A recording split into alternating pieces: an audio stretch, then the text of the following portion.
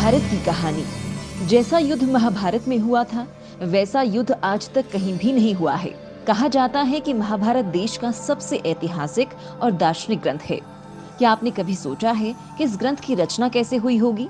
अगर आप ये नहीं जानते तो आज मैं आपको ये बताऊंगी, या फिर हो सकता है कि आप में से कुछ लोग जानते भी हों, लेकिन जो नहीं जानते हैं वो भी अब जान जाएंगे।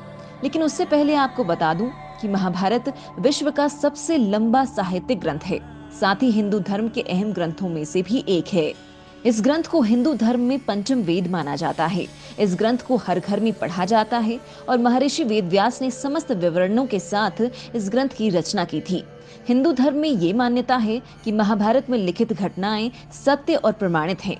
इनके सच को कोई भी नहीं ठुकरा सकता है। लेकिन दुनिया में बहुत से ऐसे कपटी और अधर्मी लोग हैं जो कि इसमें घटी सभी घटनाओं को काल्पनिक मानते हैं और इसे एक मिथ्य का नाम देते हैं। आज उन सब लोगों की मिथ्या को मैं इस वीडियो में दूर करूंगी और बताऊंगी कि महाभारत एक सच है या फिर झूठ।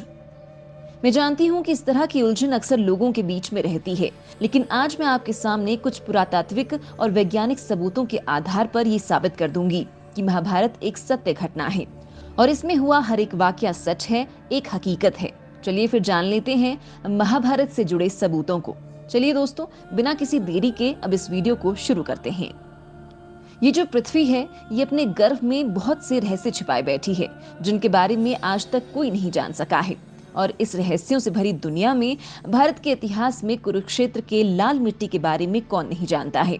हर एक भारतीय नागरिक इस सच से वाकिफ है, लेकिन जो लोग नहीं जानते हैं वो आज जान जाएंगे।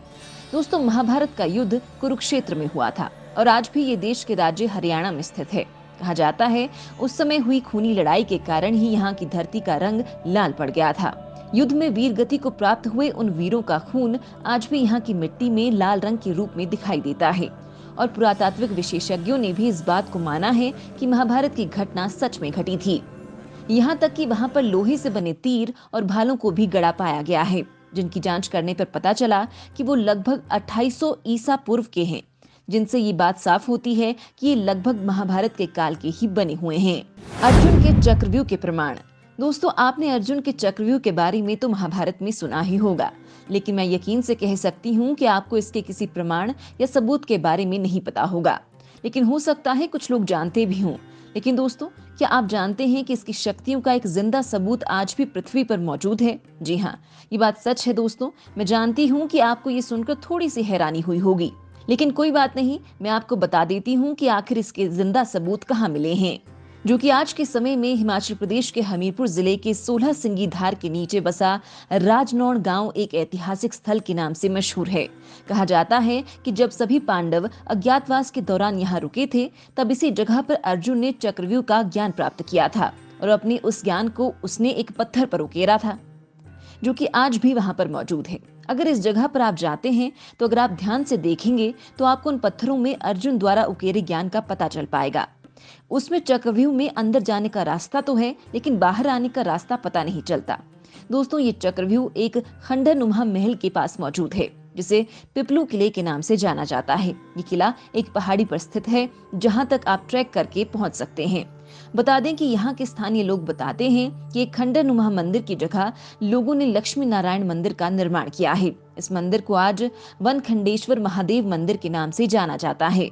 क्या कनेक्शन है आज के परमाणु और महाभारत के ब्रह्मास्त्र का? दोस्तों, रामायण और महाभारत के समय के ब्रह्मास्त्र के बारे में तो आपने सुना ही होगा, और साथ में आज के न्यूक्लियर वेपन्स के बारे में भी। इस शस्त्र को सत्य की रक्षा और दुनिया को बुराइयों से बचाने के लिए ब्रह्मा जी ने बनाया था। इसकी सबसे खास बात ये थी कि जो व्यक्ति इसे छोड़ता था, वहां से वापस लाने के लिए क्षमता रखता था। उसके अलावा इसको और कोई भी नहीं रोक सकता था। इसके अलावा इसे रोकने का एक और तरीका था कि अगर इसके सामने कोई दूसरा ब्रह्मास्त्र आ गया तो भी इसे रोका जा सकता था। आपको रामायण का एक वाक्य तो याद होगा कि जिसमें जब लक्ष्मण ने ब्रह्मास्त्र छोड़ने के लिए कहा था, तब श्री राम ने लक्ष्मण को ऐसा करने से मना कर दिया था, क्योंकि अगर वो ऐसा करता तो एक साथ पूरी लंका तबाह हो जाती, जिसमें बेकसूर लोगों की भी जान चली जाती। और उससे भी बड़ी बात यह है कि इस तरह के शस्त्र महाभारत और रामायण में सिर्फ कुछ गिने चुने लोगों के पास ही हुआ करते थे, जैसे कि रामायण में लक्ष्मण के पास था, और इसी तरह से महाभारत में ये शस्त्र सिर्फ कुछ ही गिने चुने योद्धाओं के पास था, जिनमें मुख्य रूप से द्रोणाचार्य, अश्वत्थामा, श्री कृष्ण, युधिष्ठिर, अर्जुन और कर्ण शामिल हैं। आपको बता दें कि ये शस्त्र पूरी दुनिया को मिटाने की ताकत रखता है। इसके बारे में एक और बड़ी बात ये है कि ये एक अचूक शस्त्र है जिसका निशाना कभी नहीं चूका। अब आपके मन में सबसे बड़ा सवाल ये उठ रहा है कि आज मैं आपको ये सब क्यों बता रही हूँ, क्योंकि दोस्तों इसके होने के प्रमाण तब सामने आए थे जब अमेरिका ने जे रॉबर्ट ओपिनियर को इस कार्य को करने को कहा। लेकिन इसका पहला परीक्षण जब हुआ तब जो इसका धमाका हुआ उसका प्रमाण बिल्कुल वैसा ही था जैसा कि पौराणिक ग्रंथों में बताया गया था। इसके सफल परीक्षण करने के बाद महाभारत काल के शस्त्र का सभी वैज्ञानिकों ने सम्मान किया था। दोस्तों यहाँ पर सबसे चौंकाने वाली बात ये थी कि जिस वक्त वैज्ञानिक इस गीता के श्लोक को पढ़ रहे थे वो भी रोने लगे थे। ये वही वैज्ञानिक थे जिन्होंने आज के परमाणु बम का आविष्कार किया और अब वैज्ञानिक खुद भी इस बात को मानते हैं कि महाभारत सच में हुआ है। लेकिन आज भी हमारे देश के कुछ धर्म विरोधी लोग इस महान महाभारत की हकीकत को कहानी भर मात्र मानते हैं। भगवान श्री कृष्ण की जलमग्न द्वारका नगरी। दोस्तों अब मैं आपको एक और हैरान कर देने वाली जानकारी देने जा रही हूँ। श्री कृष्ण द्वारका के राजा थे, इस बात को सब जानते हैं और महाभारत में भी इसकी जानकारी आपको पूरी मिलती है कि ये नगरी जलमग्न हो गई थी, यानी कि एक पूरा का पूरा नगर पानी के अंदर समा गया था। लेकिन ये बात आपको जानकर हैरानी होगी, लेकिन अब पुरातत्व के विभाग को गुजरात के समुद्र के नीचे एक पुराना शहर मिला है और इसके सबूतों से पता चला है कि ये वही द्वारका नगरी है जिसका उल्लेख महाभारत में किया गया था। दोस्तों ये बात जानकर आपको क्या लगता है कि जो नगरी गुजरात में समुद्र के नीचे पाई गई है क्या वो वाकई श्री कृष्ण की द्वारका नगरी है या फिर ये महज एक अफवाह है? ये बात आप हमें कमेंट करके जरूर बताएं। महाभारत का इतिहास, पांडव और कौरव। दोस्तों महाभारत सिर्फ योद्धाओं की गाथाओं तक सीमित नहीं है। महाभारत से जुड़े शाप, वचन और आशीर्वाद में भी रहस्य छिपे हैं। महाभारत में कौरवों को कौन नहीं जानता। धृतराष्ट्र और गांधारी के 99 बेटे और एक बेटी थी जिन्हें कौरव कहा जाता था। कुरुवंश के होने के कारण ये सब कौरव कहलाए थे। सभी कौरवों में दुर्योधन सबसे बड़ा था। जिस वक्त गांधारी गर्भवती थी तब धृतराष्ट्र ने एक दासी के साथ सहवास किया था, जिसके चलते युयुत्सु नाम के बेटे का जन्म हुआ और इस तरह कौरव 100 हो गए थे। जो लोग 90 के दशक में पैदा हुए वो सभी महाभारत के बारे में ज्यादातर बातें टीवी पर आने वाले महाभारत को देखकर ही जान पाए होंगी। लेकिन मैं आपको महाभारत के योद्धाओं से जुड़े कुछ रहस्यों को बताऊंगी। आप यकीन मानिए मेरा कि आज से पहले आप रहस्यों के बारे में नहीं जानते होंगे। अगर महाभारत के युद्ध की बात करें तो वो 18 दिनों तक चला था। इस युद्ध के खत्म होने के बाद मात्र 18 योद्धा ही जीवित बचे थे। दोनों पक्षों यानी कौरवों और पांडवों की कुल सेना 18 अक्षौहिणी थी। महाभारत ग्रंथ के 18 अध्याय हैं। भगवान श्री कृष्ण ने अर्जुन को 18 दिनों तक गीता का ज्ञान दिया था। गीता में भी 18 अध्याय हैं। ये 18 के आंकड़ों के पीछे का रहस्य आज तक कोई नहीं समझ पाया है, लेकिन आज आप समझ जाओगे कैसे। चलिए जानते हैं। रहस्यों से भरा योद्धाओं का जन्म। दोस्तों महाभारत में जितने भी योद्धा हुए उनमें से हर किसी का जन्म रहस्यों से भरा हुआ था। महाभारत में किसी भी योद्धा का जन्म सामान्य रूप में नहीं हुआ था। महाभारत में सबसे अहम श्री कृष्ण का जन्म है, जो कि कारावास में बहुत कठिन परिस्थितियों में हुआ। तो वहीं उससे पहले भीष्म का जन्म गंगा की शर्त के उल्लंघन के बाद हुआ था। भीष्म ने जब ब्रह्मचर्य की प्रतिज्ञा ले ली तो वंश को आगे बढ़ाने का संकट पैदा हुआ था। इसी तरह धृतराष्ट्र और पांडु को जब कोई बेटा नहीं हुआ तो फिर से यही वेदव्यास काम आए। वेदव्यास की कृपा से ही 99 बेटे और एक बेटी का जन्म हुआ। इसी तरह द्रौपदी का जन्म भी एक रहस्य ही है। कहते हैं कि उसका असली नाम यज्ञसेनी था। यज्ञसेनी इसलिए कि वो यज्ञ से उत्पन्न हुई थी। द्रौपदी का नाम महाराज द्रुपद की बेटी होने की वजह से पड़ा था।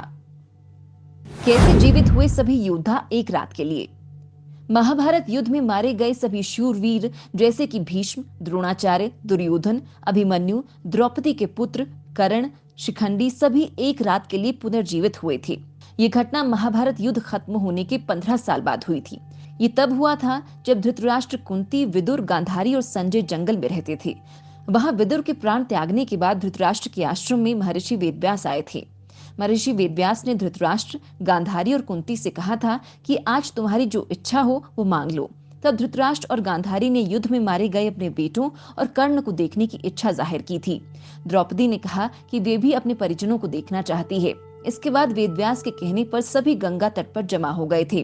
रात होने पर महर्षि वेदव्यास ने गंगा नदी में प्रवेश किया और पांडव और कौरव के सभी मारे गए योद्धाओं का आह्वान किया, जिसके बाद थोड़ी ही देर में सभी योद्धा सामने आ गए थे। इसी दौरान वेदव्यास ने ही धृतराष्ट्र और गांधारी को आंखें दी थी।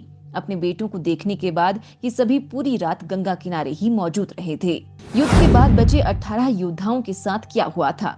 18 दिनों तक चले महाभारत के युद्ध में लाखों लोग मारे गए थे, खून की नदियां बही थी और लगभग 24,000 कौरव सैनिक लापता हो गए थे। जबकि महाभारत के युद्ध के बाद कौरवों की तरफ से 3 और पांडवों की तरफ से 15 यानी कुल 18 योद्धा ही जीवित बचे थे। युधिष्ठिर ने युद्ध के मैदान में ही सभी योद्धाओं का अंतिम क्रियाक्रम करवाया था। युद्ध के बाद मिले श्राप के चलते श्री कृष्ण के परिवार में भी आपसी युद्ध शुरू हो गया था, जिसमें श्री कृष्ण के बेटे समेत सभी मारे गए थे। बलराम ने ये देखकर समुद्र के किनारे जाकर समाधि ले ली थी। श्री कृष्ण को एक बहेलिये ने पैर में तीर मार दिया था, जिसकी वजह से श्री कृष्ण ने देह त्याग दी थी।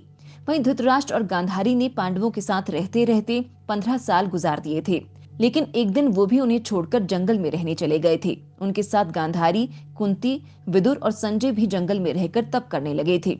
एक दिन युधिष्ठिर के भी वहां पहुंचने के बाद विदुर ने देह छोड़कर अपने प्राणों को युधिष्ठिर में समा दिया था। कैसे योद्धाओं के उलझे रिश्तों की कहानी बना महाभारत।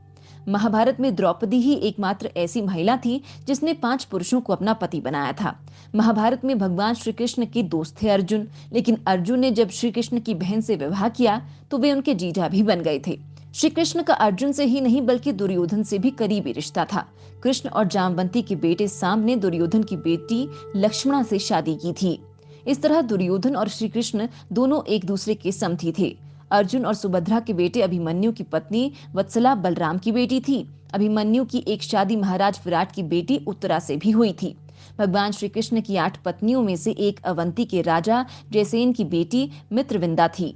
पौराणिक मान्यताओं के अनुसार मित्रविंदा उनकी बुआ की बेटी थी। इन रिश्तों को देखकर समझा जा सकता है कि महाभारत में हर योद्धा किसी न किसी तरह से दूसरे योद्धा से जुड़ा हुआ था।